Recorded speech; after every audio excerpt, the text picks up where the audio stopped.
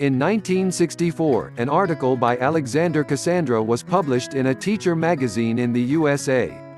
A physician and his student disagree about the answer to the exam question and apply to the referee of experienced teacher Cassandra.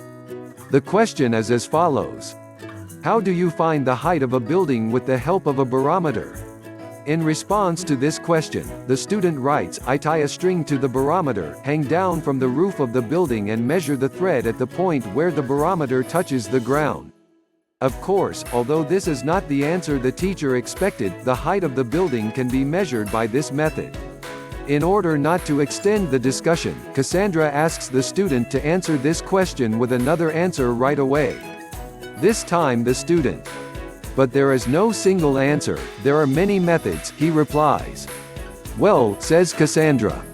Answer as much as you can think then.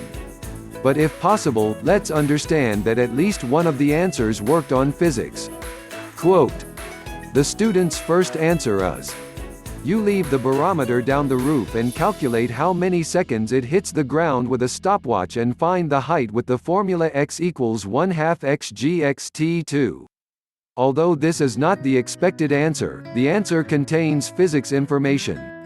The student continues to sort out his answers. On a sunny day, you keep the barometer upright and measure its shadow, and then measure the shadow of the building and multiply the proportion by the height of the barometer. This answer is also true.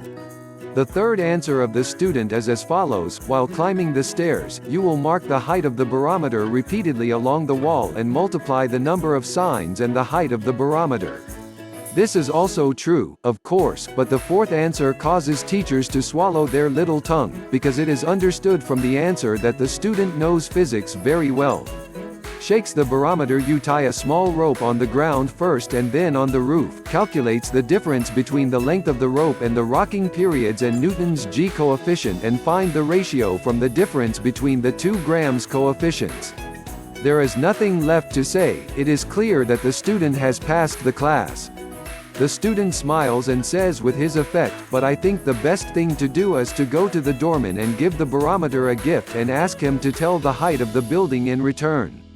They all started laughing together. Cassandra asks the student in admiration. Well, do you know the answer? Your teacher is waiting for you. The student answers with sarcastic looks.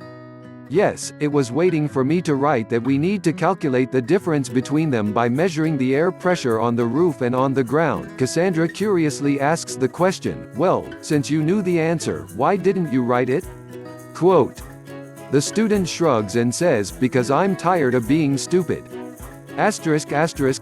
Handling life as a single unknown equation, speaking with 6 slogans in pleasant ears, living according to slogan provisions that do not develop themselves according to time, and trying to impose position does not take anyone and societies anywhere. Many questions in life do not have a single answer.